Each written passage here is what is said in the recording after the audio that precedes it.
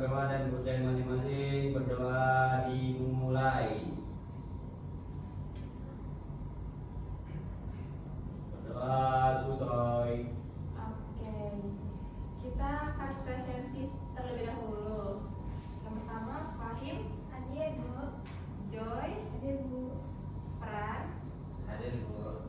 Raul. Hadir, Bu. Jadi hadir semua yang kita hadir. Hadir, Bu. Hadir, Bu. Puji Tuhan. Anak-anak pernah nggak sih mengirim atau membaca surat? Pernah. Pernah, Bu. Pernah, Bu. Berarti sudah nggak asing dengan kata surat ya? Benar, Ibu. Iya, Bu. Untuk apa aja yang kita pelajari hari ini, yang pertama ada pengertian surat, yang kedua ada jenis-jenis surat, surat pribadi dan surat resmi, yang ketiga ada unsur-unsur surat, yang keempat bahasa dan ciri khas dari surat, yang kelima perbandingan surat, dan terakhir contoh surat. Apa sih itu surat? Surat itu adalah salah satu alat komunikasi tertulis yang digunakan sejak lama. Memahami perbedaan surat pribadi dan surat resmi membantu kita berkomunikasi secara tepat sesuai konteks dan tujuan, baik dalam kehidupan sehari-hari maupun pada lingkungan formal. Ada 3 tujuannya, yaitu sebagai komunikasi tertulis itu surat menyampaikan pesan secara tertulis dan dari pengirim kepada penerima. Yang kedua, sesuai konteks. Jenis surat dapat dipilih berdasarkan hubungan antara pengirim juga penerimanya. Dan yang ketiga, alat resmi dan informal. Ada surat untuk kebutuhan formal seperti instansi atau perkantoran maupun pribadi seperti keluarga, teman, dan sahabat. Selanjutnya ada jenis-jenis surat. Ada 2 jenis surat, yaitu surat pribadi dan surat resmi. Surat pribadi ini bersifat tidak resmi karena kita mengirimnya ke teman-teman atau sanak saudara kita. Contohnya, itu dikirim dari individu kepada teman, keluarga, ataupun kenalan kita. Jadi dia menggunakan bahasa yang santai atau akrab, kayak lo, gue, atau aksen-aksen lainnya. Isinya itu menyampaikan perasaan, kabar, pengalaman, serta ide. Tidak memerlukan kode surat karena kita mengirimnya kan ke teman, jadi nggak perlu ada kode surat atau nomor suratnya. Yang terakhir itu lebih bebas ataupun fleksibel. Untuk surat resmi ini bersifat formal atau dinas, dikirim dari instansi atau lembaga kepada individu atau instansi lain. Bisa juga ke perorangan. Menggunakan bahasa yang lebih formal, baku, singkat, dan jelas. Karena harus to the point. Kalau yang formal ini isinya itu bisa berupa undangan, pemberitahuan, atau permohonan yang resmi. Memiliki kode surat, nomor surat, lampiran, dan perihal.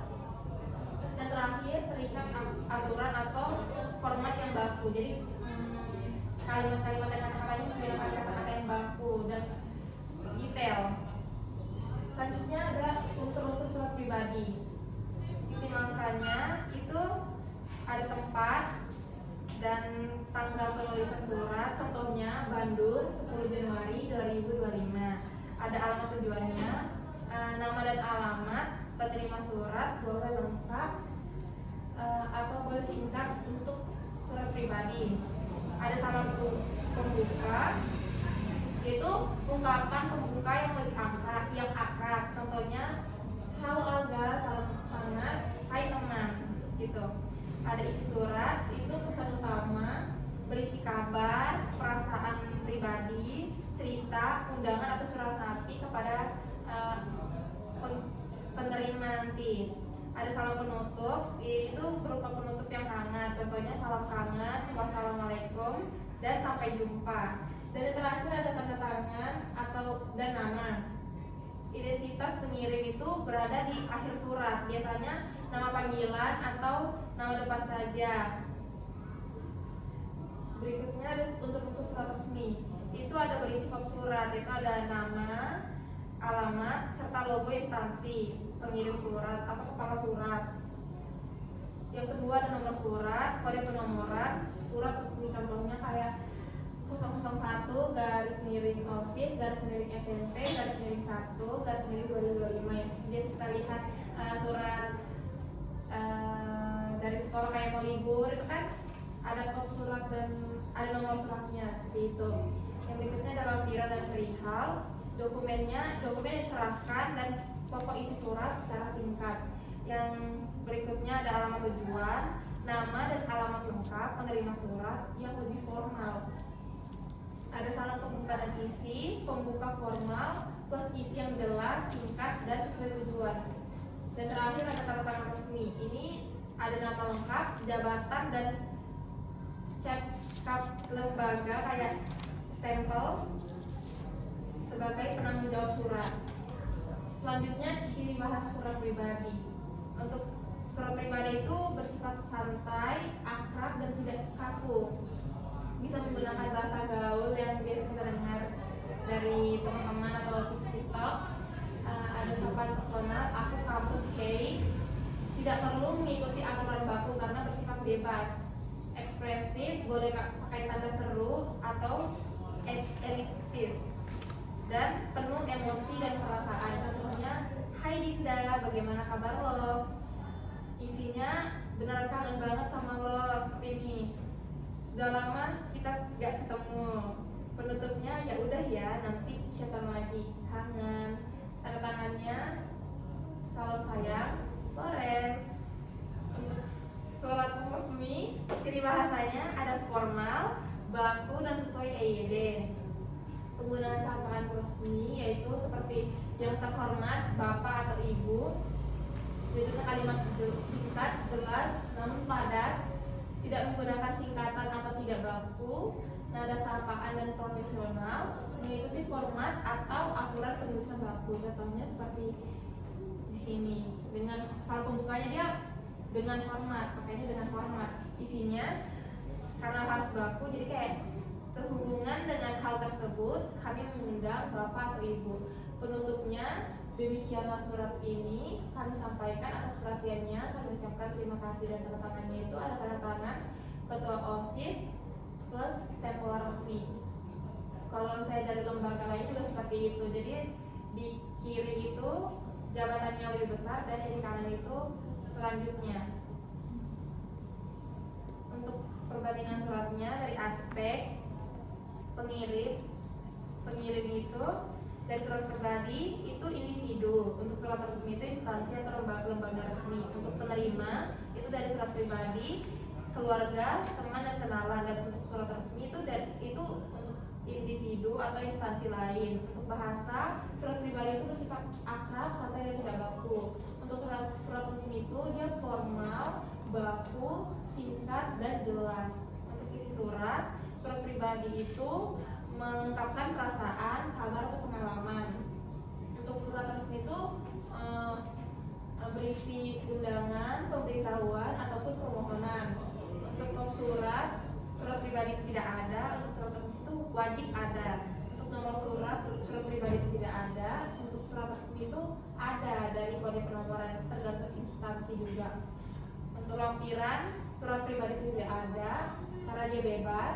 Kalau surat resmi itu dicantumkan jika ada, jadi tidak wajib, tergantung surat apa yang mau diantar atau mau kasih. Untuk stempel dan cap itu surat pribadi itu tidak diperlukan. Untuk surat resmi itu wajib ada karena dia resmi, jadi harus dikasih, karena stempel ini menunjukkan identitas dari pengirim atau instansi tersebut. Selanjutnya untuk surat pribadi seperti di situ. Untuk analisisnya, timangsanya ada Bandung 5 Januari 2025. Untuk salam pembukanya Alga yang baik. Untuk isinya ini menceritakan atau menjelaskan tentang kabar pindah atau ajakan bertemu. Untuk salam penutupnya salam tangan, pengirimnya Florencia. Bahasa yang digunakan santai, akrab dan informal. Untuk surat resmi seperti di sini contoh suratnya, analisisnya, skop suratnya ada di atas sini. Untuk skop surat ada di sini.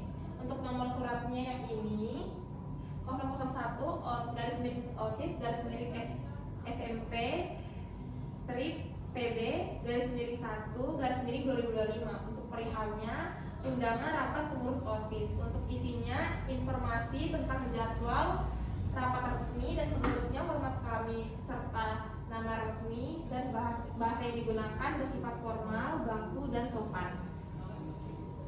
Selanjutnya, tujuan penulisan surat. Untuk surat pribadi itu menyampaikan kabar atau informasi kepada orang terdekat, mengungkapkan perasaan, rindu atau empati, bisa mengundang keluarga, teman atau acara tertentu, bisa bercerita tentang pengalaman menarik, dan untuk mempererat hubungan antar individu.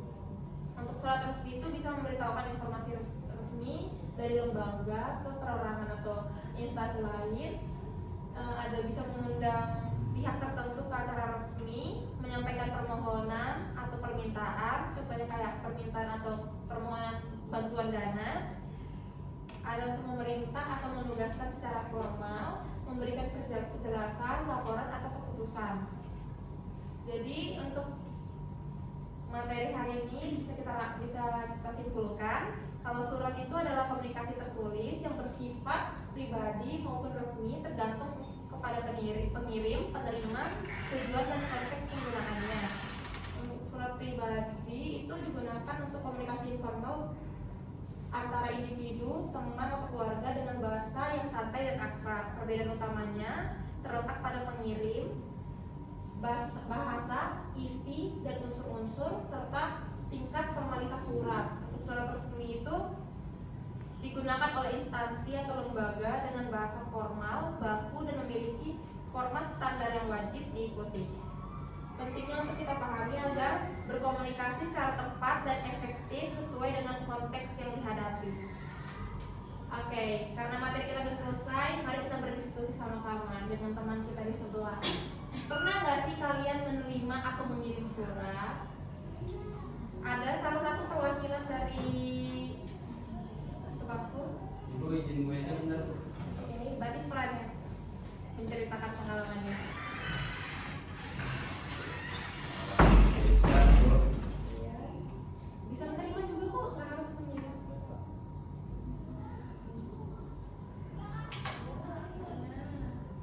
Kalian ada nggak?